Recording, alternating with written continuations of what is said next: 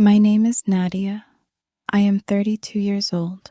I have been married to Thomas for 6 years, or I thought I had been. What I actually had was a legal marriage that Thomas believed he had ended without telling me all of it. This is what happened. Thomas and I met when I was 25. He was charming and certain, the kind of man who knows exactly what he wants and goes to get it. I found that attractive at first. I found it less attractive later. But at 25, I said yes. When he asked me to marry him, the first 3 years were fine. Not wonderful, fine. We lived in a large apartment. He worked in finance. I worked in education. We had different schedules and different worlds. But we managed. We had dinners on Friday nights. We took 2 vacations a year. It was a life. In the 4th year, things started to change. Thomas was homeless. His phone was always face down. He became short with me over small things. I noticed, but I did not say anything immediately.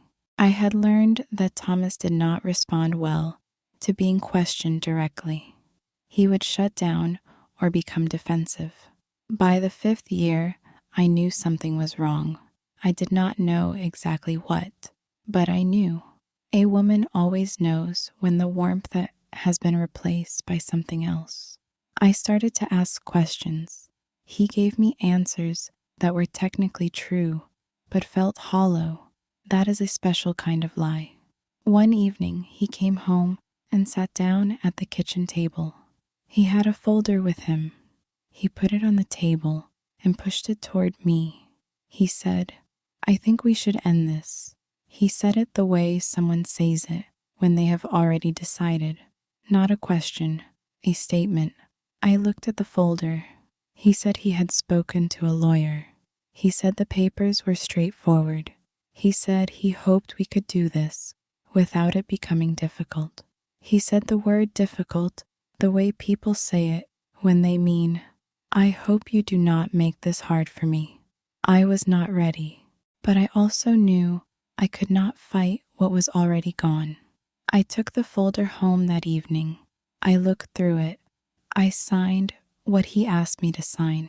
I gave the papers to my own lawyer the next morning. She said she would handle the rest. I moved out 3 weeks later. Thomas kept the apartment. I rented a small place 2 neighborhoods away. I tried to rebuild. It was slow. Grief is slow even when you saw it coming, even when you are not entirely surprised. The ending still has its weight. For a year, I focused on moving forward. I returned to things I had set aside during the marriage. Old friendships, books I had meant to read, long walks in the morning. I started to feel like myself again. Slowly, in pieces, but genuinely. Then 14 months after I signed those papers, I received a call from my lawyer. Her voice was careful. She said, "Nadia, I need to tell you something, and I want you to sit down first." I sat down. She said, "Your divorce was never finalized." I said, "What?" She said, "The filing was incomplete. The papers you signed were submitted, but the process was not completed on his end." She said, "As of today, you are still legally married to Thomas." I held the phone for a long time without speaking. I said, "How is that possible?" She explained the procedural details. I did not absorb most of them. What I absorbed was this. For 14 months, I had believed I was a divorced woman. I had been grieving an ending, building a new beginning, and none of it was legally real. My lawyer said she would handle the proper filing. She said it would be resolved quickly. She said I should try not to worry. I thanked her and ended the call. I sat in my apartment for an hour, doing nothing, just sitting, trying to understand what this meant. I decided it meant nothing in practical terms. The feelings were already gone. The life was already over. A piece of paper was just a detail that needed fixing. I told myself this and mostly believed it. My lawyer filed the correct papers. I thought the matter was settled. Then 2 weeks later, I received a different kind of message. It was from my friend Petra, who still lived in the old neighborhood. She said, "I saw Thomas at the market yesterday. He was with a woman." She said, "I am sorry, Nadia, but I think they might be together." She said she looked like she was moving in. I said, "Thank you for telling me," and I meant it. I thought nothing more of it. Thomas could do whatever he wished. That was no longer my concern. I had my own life to build. I was building it. I did not need to think about Thomas and whoever he had found. But then I received a message from Thomas himself. It arrived on a Wednesday evening. He said, "I wanted to tell you something before you heard it from someone else." He said, "I have met someone." He said, "We are going to be together." He said, "I hope you can be happy for me." I started to type a polite response. Then I remembered.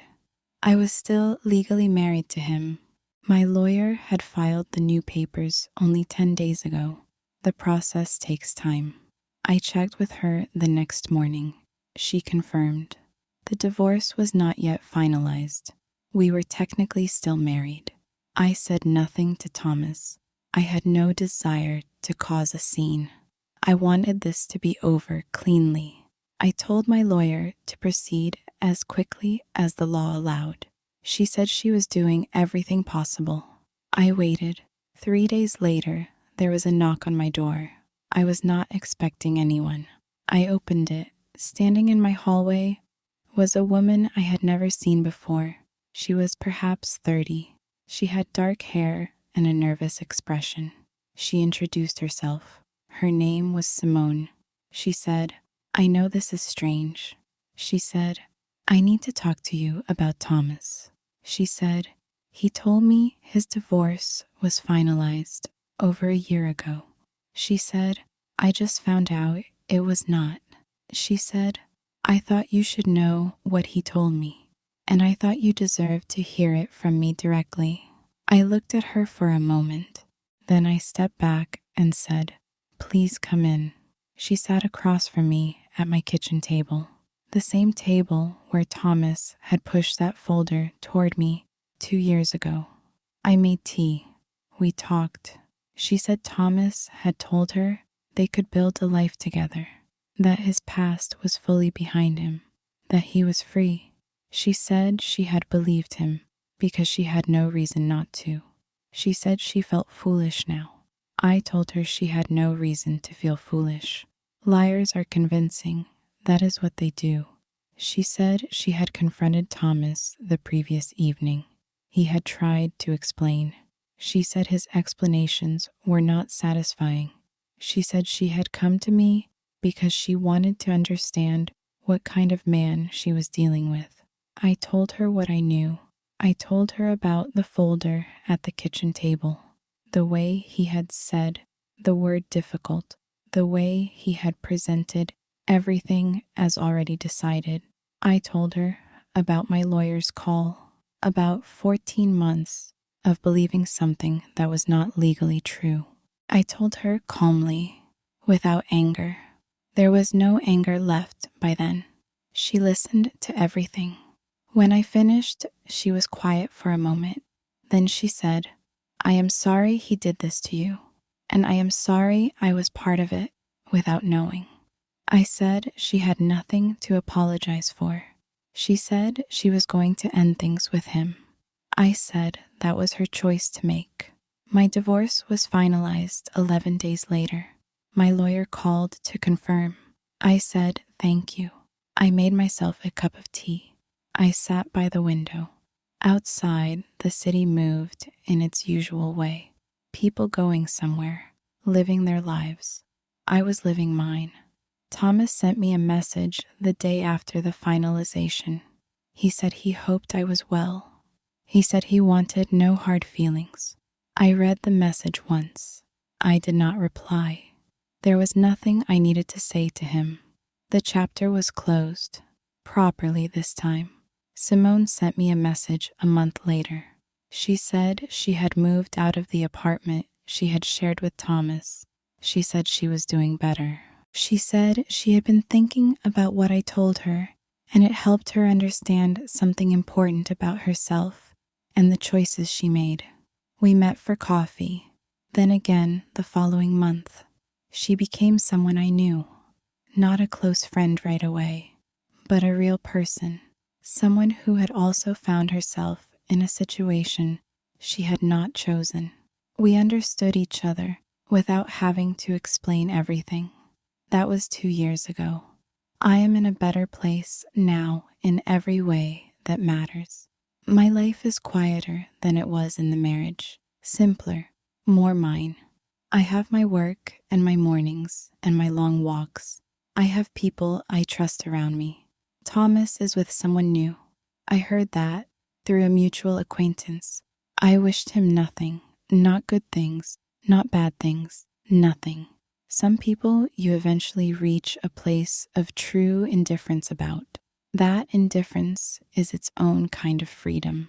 What I know now that I did not know then is this: a marriage ends when the connection ends. The paperwork is just the official record of something that was already over. The real work is not the legal process. The real work is what you do with yourself after. I did that work, slowly and without shortcuts. I am proud of that, not of the marriage, not of how it ended, but of what I built in the time after, of the woman I became when there was no one else to consider. That woman is someone I like very much.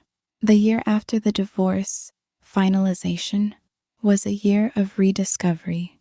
I do not mean that in the overly optimistic way people sometimes mean it. I mean it literally. I discovered things about myself that the marriage had obscured, not dramatically, just quietly, over time. I had given up small things during the marriage, not because Thomas demanded it exactly, but because the shape of his preferences left little room for mine. I had been a person who cooked elaborate meals. I stopped doing that. I became someone who made quick things, practical things. After the divorce, I cooked again. Really cooked.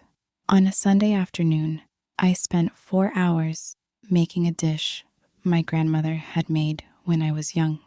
It required soaking and slow simmering and patience. I stood in my small kitchen and felt like myself in a way I had not felt in years. I called my friend Marta to eat it with me. She said it was the best meal she had eaten in months. We sat at my small table and talked until late. She did not ask about Thomas. She asked about me, what I wanted, what I was thinking about. That conversation was a gift. My work improved that year too. I teach secondary school, literature. The year of the divorce, I had been distracted, present in body, but not fully in thought. The following year, I was fully there. My students noticed. One of them wrote in an end-of-year card, "This year, you seem like you actually love this." She was right. I did. Simone and I continued meeting, once a month over coffee, then over dinner. She was rebuilding too. Her situation had been different from mine, but some of the emotional shape of it was similar. We were both women who had trusted someone who was not trustworthy. That shared experience created a kind of shorthand between us. She told me once that she had been ashamed. She said when she realized what Thomas had done, she felt ashamed of herself for not seeing it. I told her I had felt that too at first. I told her what I had decided. The fault was his, entirely. Whatever shame there is belongs to the person who chose to deceive, not to the person who chose to trust. She held on to that. I could see her hold on to it. She said, "You are very clear about things." I said, "I became clear." It took time. I was not always clear. She said, "How did you get there?" I said, mostly by being very angry for a while and then letting the anger settle into something more useful. The anger had been there, quiet and complete. I had felt it in the 14 months of false belief, the feeling of having grieved something that was not legally real, the feeling of having been managed. That anger was rightful.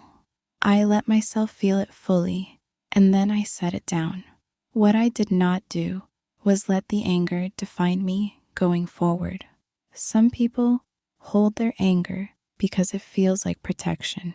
It does protect you in the short term, but it is heavy to carry and it distorts everything you see through it.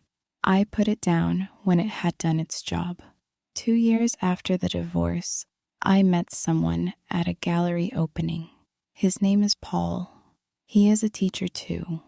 We talked about books for an hour in front of a painting neither of us had looked at. He asked if I wanted to get coffee. I said yes. I told him early about Thomas, earlier than might have seemed necessary, but I had decided I would not carry something hidden into a new connection. I said I was married. It ended badly. He said, "Do you want to tell me what happened?" I said, "Eventually, yes. Not tonight." He said, "Whenever you are ready." He was patient in the way that people who have also lived through something are patient. He did not rush toward closeness. He did not make grand gestures early. He showed up consistently and honestly and let things develop at a pace that felt safe, that felt like respect to me. I told him everything eventually, over several evenings, in pieces, the way you tell things when they are real and heavy. He listened all the way through. He asked thoughtful questions. He said the right things and avoided the wrong ones. By the end, I felt lighter. That was something. My mother asked me once if I thought I would trust again. I understood what she was really asking. She had been hurt watching me go through it. She did not want to see it happen again. I said, "I think trust is always a choice, and I think the alternative is worse." She thought about that and then nodded. What Thomas taught me that he did not intend to teach me was something about what I actually valued. Before him, I had not had to examine it clearly. I had assumed. After him, I knew. I valued honesty above almost everything else. Genuine honesty, not strategic honesty, not partial truth. Real honesty, even when it was inconvenient. Paul is honestly inconvenient sometimes. He disagrees with me and says so directly. He has opinions I do not always share, and he does not pretend otherwise. I find this absolutely wonderful. This is what I had not had. This is what Thomas had never given me in all the years of careful management. Simone met Paul at a dinner I hosted. Afterward, she said, "He looks at you like you are the most interesting person in the room." I said, "He looks at everyone like that. He is just like that." She said, "No, with you it is different." I believed her. I had noticed it too. I am not telling you that everything resolved into happiness without cost.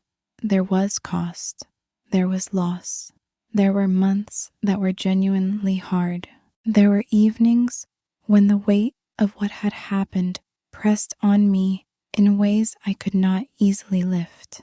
But I am also not telling you that the cost was final. It was not. The marriage ended. The false belief ended. The paper that should have been filed was eventually filed. And from that place, I built something real, something that belongs to me completely. That is not nothing. That is actually everything. What I know now is that endings are not only loss, they are also space. Space for the thing that was crowded out to finally have room. Thomas crowded out a version of me that is now back. She cooks on Sunday afternoons. She disagrees when she disagrees. She trusts when trust is earned. She is someone I am glad to be. I was glad to be her before Thomas, too, but I did not know it as clearly. Now I do. Clarity is a strange gift to receive from a painful source, but it is still a gift. I take it as one. Marta says I am better now than I was before any of it. I am not sure that is true. I think I am different. I think I am more fully myself in ways that only become possible after you have been asked to be something else for a long time and found your way back to my Sunday cooking, back to my long conversations, back to the work I love, back to a table where the person sitting across from me is someone who chose to be there for real reasons. That is the life I have now. I would not trade it. The thing about being deceived is that people want you to be either devastated or transformed by it. They are not comfortable with the third option, which is this. You process it, you grieve what was real, you let go of what was not, and then you simply continue. You become yourself again, quietly and without ceremony. That third option is what happened to me. I was not destroyed. I was not magically rebuilt into a stronger, shinier version of myself. I was the same person I had always been, except I knew something new about what I could endure and what I valued. That is useful knowledge. I filed it away and got on with things. Paul and I have been together for 2 years now. We are careful with each other in all the ways that matter.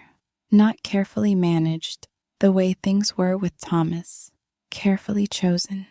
There is a difference that becomes clear very quickly once you have lived both. With Thomas, there was always a version of myself I was performing, a version that was pleasant and not too questioning and good at keeping things smooth. I was very good at it. It is exhausting to be good at something that is wrong for you. With Paul, I am just Nadia, the one who argues when she disagrees and says what she thinks, and sometimes needs the evening to be quiet and sometimes needs to talk until midnight. He accommodates all of it, not because he is tolerant, but because he is actually interested in who I am. I told him once that I found that strange, being interesting to someone just by being myself. He said, "You have been around someone who was not actually interested in you. That is why it feels strange." He said, "This is what normal looks like." I said, "I am beginning to see that." Simone came to a dinner I hosted last spring. She brought her boyfriend of 6 months. He is a steady, unremarkable person in the best possible way. Steady and unremarkable meaning present, consistent, honest, and not particularly impressive at first, and more impressive the longer you know him. She caught my eye across the table and gave me the smallest smile. I understood it. It was the smile of someone who has found their way to something real after a period of something false. I gave her the same smile back. We did not need to say anything else. My students sometimes ask me what I think love is. They ask because we study literature, and literature is full of love in all its forms. I used to give academic answers about romantic traditions and narrative conventions. Now I give them something more personal. I tell them that love is what happens when someone is genuinely interested in who you are and shows that interest through consistent attention over time. Not grand gestures, not dramatic declarations. Consistent attention, showing up, remembering, being present. That is what it is. They sometimes look disappointed when I say this. They wanted something more poetic. I tell them, the poetry is in the doing of it. The poetry is in the person who answers on the first ring. The poetry is in the Sunday afternoon when someone makes tea without being asked because they know you need it. That is where the poetry lives. I have more to learn. I know that I am not finished with the work of understanding my own patterns and what I want and what I am willing to offer. That work does not end, but I am doing it from a better place now, from a place where I can see clearly. Clarity is what I came out of all of this with, more clarity than I had before, about myself, about what I value, about what I will and will not accept, about the difference between what looks like love and what actually is love. Those distinctions are worth everything they cost to learn. Thomas is somewhere in the city. I do not know where exactly. I do not look. He has a life that is his. I have a life that is mine. The paper was filed. The matter is closed. There is nothing more I need from that chapter except the lessons it gave me. And those I have. I carry them the way you carry things that have made you more yourself. Not as wounds, not as warnings exactly, as knowledge, as the specific kind of understanding that only comes from having lived through something difficult and made your way out the other side. I came out the other side. I am here, cooking on Sundays, teaching on weekdays, talking with Paul until it is too late, seeing Marta, seeing Simone, living a life that is mine in every room and on every ordinary morning. That is where I am. That is everything I needed. My mother visited last month. She sat in my apartment and looked around at it. She said, "This feels like you." I said, "That is because it is entirely me." She said, "I know." She smiled. She held her tea. She said, "I am glad." I said, "Me too." We sat there in the afternoon light, and it was very simple and very good. There is a photograph of me from the month after the divorce was finalized. Marta took it. We were at a farmer's market on a Sunday morning. I am looking at something off to the side. I am not posing. I did not know the photograph was being taken. In it, I look completely like myself, relaxed and present and just there in a Saturday morning in my own life. I keep it on my desk.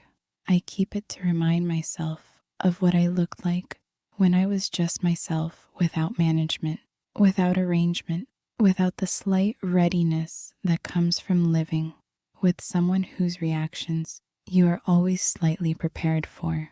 I look easy in that photograph. Easy is a good word for what I want my life to feel like. It does feel like that now. Easy in the real sense, not without effort or difficulty. Easy in the sense of, this is mine, and I move through it without bracing. Paul sits at my kitchen table on Sunday mornings and reads while I cook, and that is easy. My students argue with me about books on Tuesday afternoons, and that is easy. Calling Simone on a Wednesday to complain about something small and hearing her laugh at it, and that is easy. This is the life. Easy, mine, real. Thomas is somewhere I am not. That is the full extent of my relationship to him now. He is somewhere I am not, and the paper was filed, and the matter is closed. I could not be more complete in my moving on if I tried. Some endings are just endings, clean and total and done. I am glad of it. I am glad of everything that came after it. I am glad to be here. My mother called last week on a Tuesday. She said she had been thinking about me. I said, "Good things, I hope." She said, "Always." She said, "You sound well." I said, "I am well." She said, "Really well or just fine?" I said, "Really well." There was a pause. She said, "Good." And that was enough. That was more than enough. I teach my students that the endings in literature are never really endings. They are just the last thing the writer chose to show us. The story continues beyond the final page. The characters go on living in whatever direction the story sent them. I believe that. I am the evidence of it. The marriage ended, the page turned, and then I just kept going. And going was very good. What I want anyone who reads this to understand is that the paperwork matters, but it is not the thing. The thing is the life you build from the moment you are free to build it. I built mine carefully and honestly, and with real people around me. It is full, it is good, it is entirely mine. That is what I want. That is what I have. I would not trade a moment of the hard part if it meant giving up a moment of what came after. Paul asked me last month what I was thinking about. We were sitting on my sofa. The apartment was quiet. I said, I was thinking about how good it is to be here. He said, here where? I said, in this room, in this life. He said, is it good? I said, yes, genuinely and completely. He said, me too. We sat there for a while longer and said nothing more, and that nothing was very full. Sometimes the most honest thing you can say is the simplest thing. It is good here. That is the honest thing. After everything that preceded it, after the folder on the table and the 14 months of false belief and the lawyer call and the woman at the door, after all of it, it is good here. I am well. I am here. That is everything. I have been thinking about the word trust, what it means after you have trusted someone who did not deserve it. You would think it would mean you stop trusting. For some people it does. For me, it went the other way. I became more careful, more deliberate. I stopped giving trust automatically and started giving it as something that was earned. That is not distrust. That is discernment. There is a very important difference between those two things. And learning it was one of the most useful things the whole experience gave me. Simone and I had a conversation about this recently. She said she had noticed that I trust Paul very fully. She asked how I knew it was safe. I said, because I watched him over a long period of time, and nothing about what he did contradicted what he said. She said, that sounds exhausting. I said, not anymore. I said, when you are watching someone who is actually trustworthy, the watching becomes easy because there is nothing suspicious to find. She thought about that. She said, that is a very good point. Paul is trustworthy. I can say that with complete certainty, not because I want it to be true, but because I have had enough experience now to know what trustworthy actually looks like. It looks like consistency over time. It looks like the same behavior, whether anyone is watching or not. It looks like honesty that costs something, because real honesty sometimes does. He has all of those things. I find them endlessly reassuring. I find them beautiful. I find them enough, more than enough. Exactly what I needed and wanted and now have. Marta came over last Tuesday. She brought food. She does this without asking because she knows I like that. She knows that the people I trust most are the ones who simply show up with what is needed without making a thing of it. She brought soup and good bread, and we sat at my table and talked about everything and nothing. At one point, she said, you know you are different now. I said, different how? She said, lighter. I said, I feel lighter. She said, it shows. She said, you take up more room now, in a good way, like you stopped making yourself smaller.